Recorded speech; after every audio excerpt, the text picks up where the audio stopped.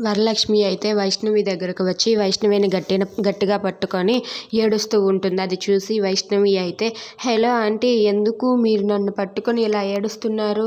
చెప్పండి, ఎందుకు అంతలా ఏడ్చేస్తున్నారు అని చెప్పి వైష్ణవి అయితే అడుగుతూ ఉంటుంది. ఆ మాటలకు వరలక్ష్మి అయితే, ఎందుకు ఏడుస్తున్నానమ్మా, నువ్వు నా కన్న బిడ్డవమ్మా, నేను నీ కన్న తల్లిని అని చెప్పి అంటూ ఉంటుంది. ఆ మాటలు విన్న విష్ణు, ధార, వాళ్ళ అమ్మ వాళ్ళంతా కూడా ఒక్కసారిగా షాక్ అయిపోతారు. ఏంటి, వరలక్ష్మి నిజం చెప్పేసింది, ఇప్పుడు ఏంటి, ఏం జరుగుతుంది అని చెప్పి వాళ్ళైతే అనుకుంటూ ఉంటారు.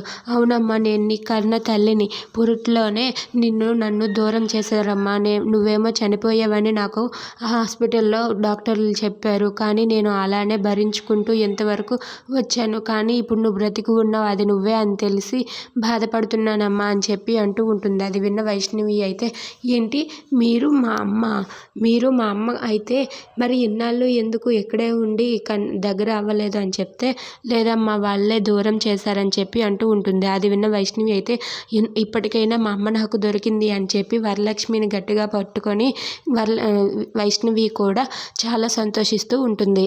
If you like this video, please like, share and subscribe.